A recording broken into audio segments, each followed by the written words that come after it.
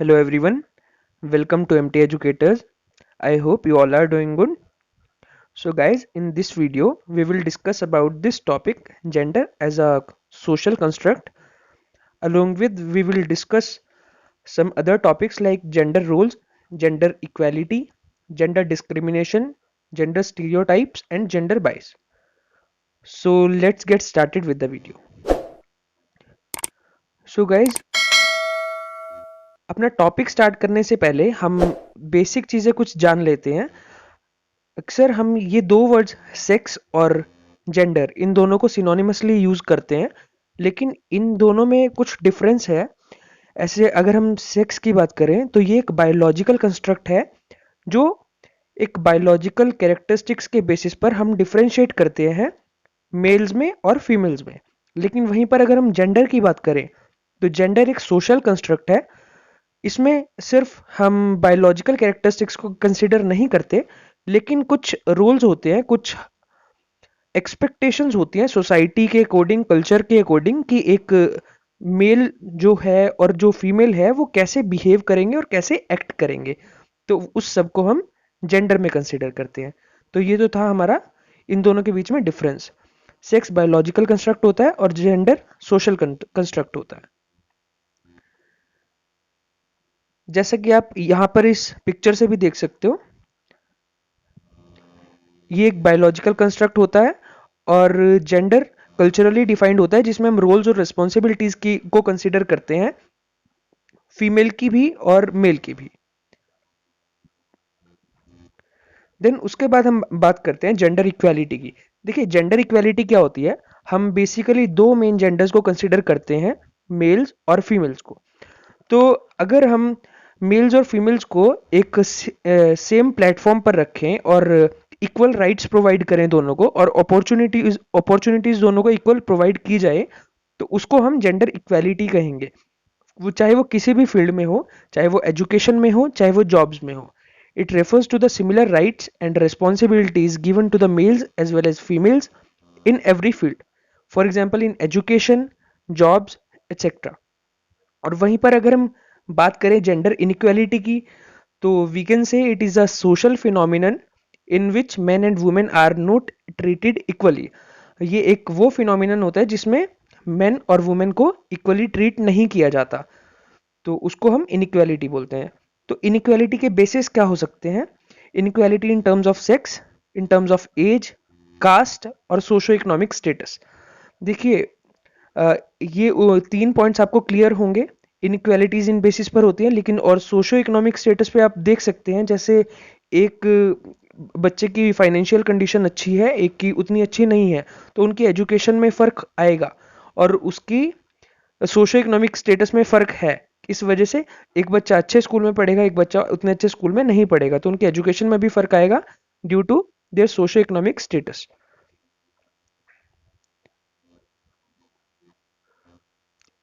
और जहाँ जब हम इक्वालिटी की बात करते हैं तो वहां पर एक इक्विटी भी एक मेजर रोल निभाता है। यहाँ पर इक्विटी क्या होता है? बेसिकली आप देखिए, जैसे ये तीन बच्चे हैं, एक की हाइट ज़्यादा है, एक की हाइट उससे कम है और एक की हाइट सबसे कम है, और ये एक मैच देख रहे हैं, लेकिन हमने इन तीनों को एक ब्लॉक्स प्रोवाइड कर दिए, तीनों को एक एक ब्लॉक दे दिया। ये होती है इक्वालिटी, ठीक है जी। लेकिन अब हमें देखना है कि किसको ज़्यादा नीड है। ये जो फर्स्ट वाला बच्चा है, ये देख सकता है बिना ब्लॉक के, इसकी हाइट ज़्यादा है। दूसरे वाले को एक ब्लॉक की ज़रूरत पड़ेगी और इस वाले को दो ब्लॉक्स की ज़रूरत पड़ेगी। तो इसको बोलते हैं इक्विटी, कि पहले देखा जाए किसको कितनी नीड है, ठीक है जी। और ये आप हमारे जो पॉलिटिक्स में और जो हमारा रिजर्वेशन है हमारे देश में, आप इसको भी देख सकते हो कि जिसको रिजर्वेशन मिलना चाहिए उसको एक्चुअली में नहीं मिलता, और कुछ वो लोग हैं जिनको नहीं मिलना चाहिए लेकिन वो उसका बेनिफिट ले रहे हैं, ठीक है जी। तो अब हम बात करते हैं अपने टॉपिक की, gender as a social construct.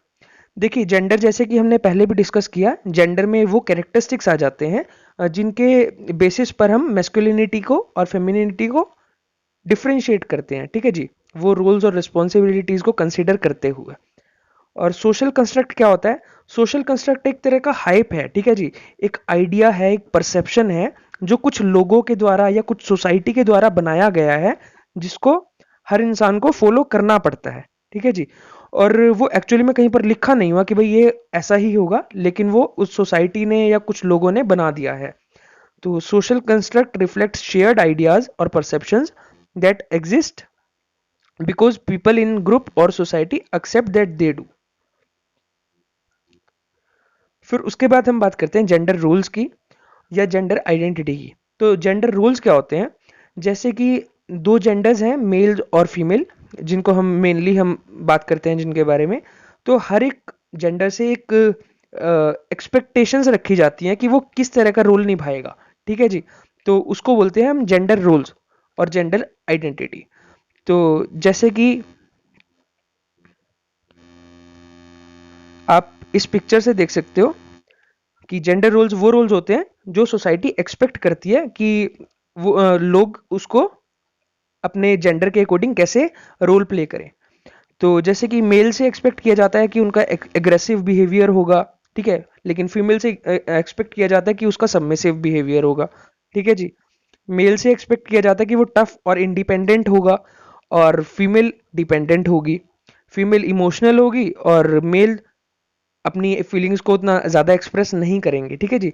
तो इनको बोलते हैं जेंडर रोल्स। तो यहाँ पर पढ़ लेते हैं।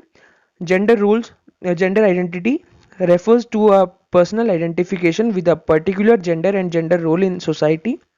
Gender role in society means how we are expected to walk, talk, eat, dress and conduct ourselves based on our sex. देखिए, जेंडर रोल्स एक्चुअली में वो होते हैं कि हमसे एक्सपेक्ट किया जाता है कि हम अगर एक मेल है तो वो कैसे चलेगा, कैसे एक्ट करेगा लोगों के सामने, ठीक है जी, कैसे ड्रेस पहनेगा, कैसे कंडक्ट, कैसे उसका बिहेवियर होगा, ठीक है जी, ये सारी चीज़ें। और ऐसे ही फीमेल से भी कुछ चीज़ें एक्सपेक्ट की जाती हैं उनकी मेस्कुलिनिटी पे और फेमिनिटी पे, ठीक है जी। और इसमें काफ़ी सारी चीज़ें आ जाती हैं, जैसे क्लोथिंग आ जाती है, बिहेवियर आ जाता है और प्रोफेशन भी आ जाता है। तो ये जो रोल्स हैं ये कहीं ना कहीं आगे जाके एक स्टीरियोटाइप बन जाते हैं, ठीक है जी, एक वैसी मेंटेलिटी बन जाती है जिसको हम स्टीरियोटाइप बोलते हैं।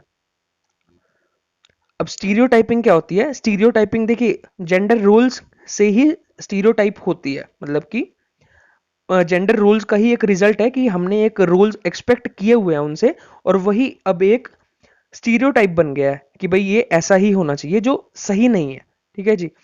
तो gender stereotypes are simplistic generalisations about the gender attributes, differences and role of individuals and groups.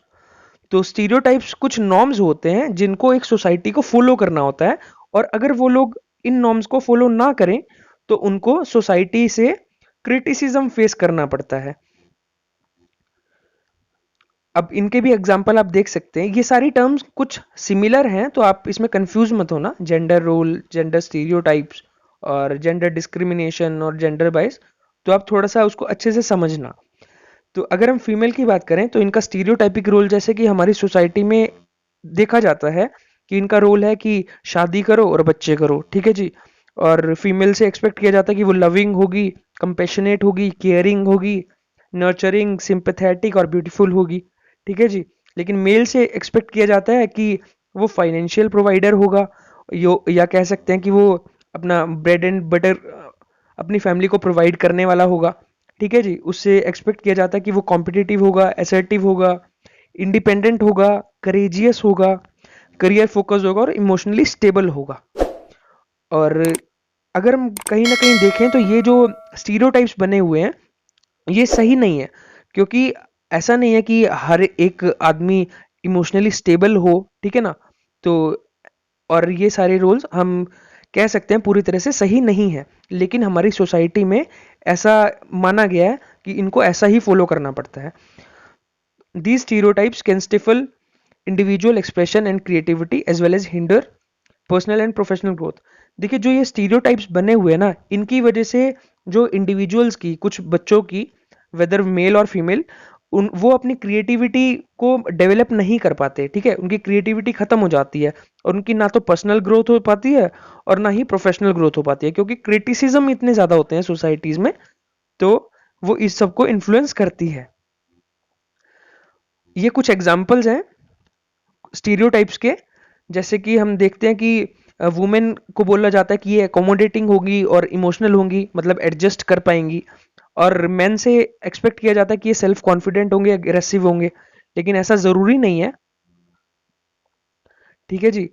तो मेन भी हो सकते हैं, इमोशनल हो सकते हैं, और वो भी अकोमोडेटिंग हो सकते हैं। और ऐसे ही प्रोफेशनल प्रोफेशनल में भी हम देख सकते हैं, प्रोफेशन में भी, कि ये स्टीरियोटाइप है कि जो वुमेन है वो एक टीचर बन सकती हैं, अच्छी नर्स बन सकती हैं, लेकिन वो पायलट्स, डॉक्टर्स और इंजीनियर्स नहीं बन सकती। ठीक है, जो एक स्टीरियोटाइप है। और वुमेन से एक्सपेक्ट किया जाता है कि वो एक स्लिम होगी, ब्यूटीफुल होगी, और मेन से एक्सपेक्ट किया जाता है कि वो टॉल होंगे, मस्कुलर होंगे। तो ऐसा ज़रूरी नहीं है जी। और वुमेन से एक्सपेक्ट किया जाता है उनकी ड्रेसेस के बारे में कि वो साड़ी पहनेगी या सूट पहनेगी, और मेन से एक्सपेक्ट किया जाता है कि वो ट्राउजर या शर्ट्स पहनेंगे। तो ऐसा नहीं है, वुमेन भी जीन्स और शर्ट्स वगैरह पहन सकती हैं। ठीक है जी। और गर्ल्स गर्ल्स को बोला जाता है कि ये आर्ट्स में अच्छी होती हैं, और बॉयज़ को बोला जाता है कि ये मैथ्स और साइंस में अच्छे होते हैं। तो ऐसा नहीं है, लड़कियां भी अच्छी हो सकती हैं मैथ्स और साइंस में। और पिंक बोला जाता है कि लड़कियों का कलर है, और ब्लू बोला जाता है लड़कों का कलर है। तो ये भी एक स्टीरियोटाइप है। तो बहुत सारे स्टीरियोटाइप्स हैं हमारी सोसाइटी में। और अगर हम बात करें तो ये स्टार्ट कहाँ से होता है, तो ये स्टार्ट हो जाता है हमारे बचपन से ही, हमारे बॉर्न के बाद से, हमारे बचपन से। जब हमें आपने अगर नोटिस किया हो तो लड़कों को कुछ ऐसे टॉयज दिए जाते हैं खेलने को, जैसे गन हो गई, कार हो गई, ऐसी चीजें। ठीक है, और लड़कियों को कुछ सॉफ्ट टॉयज दिए जाते हैं, डॉल्स दी जाती हैं खेलने के लिए।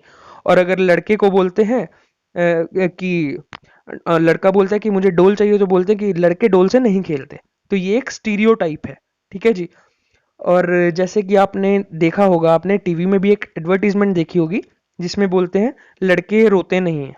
ठीक है, वो भी एक स्टीरियोटाइप का ही एग्जाम्पल है।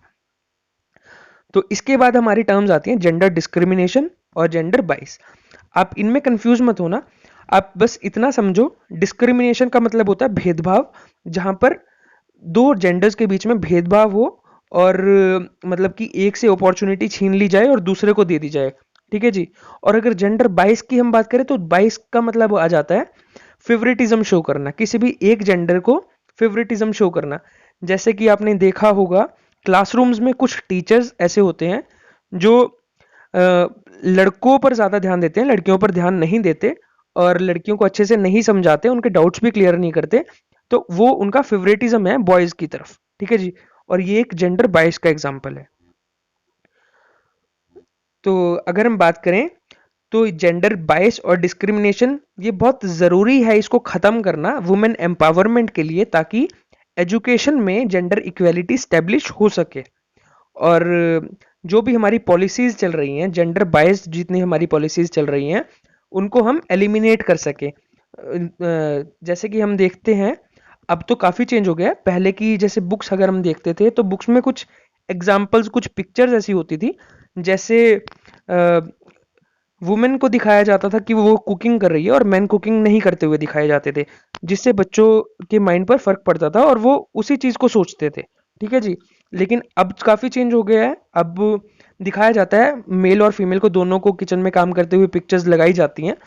और ये जो ऐसी प्रैक्टिसेस हैं, डिस्क्रिमिनेशन जो है जिनमें, इनको एलिमिनेट करना चाहिए, both covert, overt and covert. Overt and covert का मतलब है कि बाहर से भी और अंदर से भी। मतलब एक एग्जांपल से समझो कि अगर एक टीचर है और मैं उनके सामने तो उनकी बहुत प्रेज कर रहा हूँ, बहुत अच्छे से बात कर रहा हूँ, ठीक है, तो ये मेरा हो गया ओवर्ट बिहेवियर। और मैं मन में उनको गालियां दे रहा हूँ, ठीक है जी, तो ये मेरी ड्यूअल पर्सनैलिटी हो गई। ठीक है जी। तो वो जो मैं मन में गालियां दे रहा हूँ वो मेरा कोवर्ट बिहेवियर हो गया। लेकिन हमें ये दोनों को चेंज करना है, लोगों के मेंटेलिटी को चेंज करना है, ताकि वो इक्वेलिटी के बारे में सोच सके और इनइक्वेलिटी ना रहे। और अगर हम बात करें कि ये जेंडर स्टीरियोटाइप्स किन किन जगहों में होता है, तो आप फैमिलीज में देख सकते हो। ठीक है जी। कुछ फैमिलीज में आप अभी भी देख सकते हो कि वो प्रेफर करते हैं कि मेल चाइल्ड को ही ज़्यादा प्यार देते हैं, लेकिन फीमेल चाइल्ड को उतना ज़्यादा पसंद नहीं करते, और उसका उतना ज़्यादा ध्यान नहीं रखते। मैरिज में आप देख सकते हो कि लड़की जो होती है शादी के बाद लड़के के ही घर जाती है, और यही एक रीत चली आ रही है। ठीक है, तो ये भी एक स्टीरियोटाइप है। वर्कशॉप में आप देख सकते हो कि लड़की को सैलरी कम मिलती थी और लड़कों को ज़्यादा मिलती थी उसी सेम काम के लिए। ठीक है जी। तो एक आप एजुकेशन में देख सकते हो कि पहले क्या होता था कि लड़कियों को सिर्फ होम साइंस पढ़ाई जाएगी और कोई सब्जेक्ट नहीं पढ़ाया जाएगा, और लड़के बाकी दूसरे सब्जेक्ट्स पढ़ सकते हैं। तो करिकुलम में और एजुकेशन में भी, और मीडिया भी काफ़ी असर डालता है। मीडिया में भी जेंडर स्टीरियोटाइपिंग देखने को मिलती है।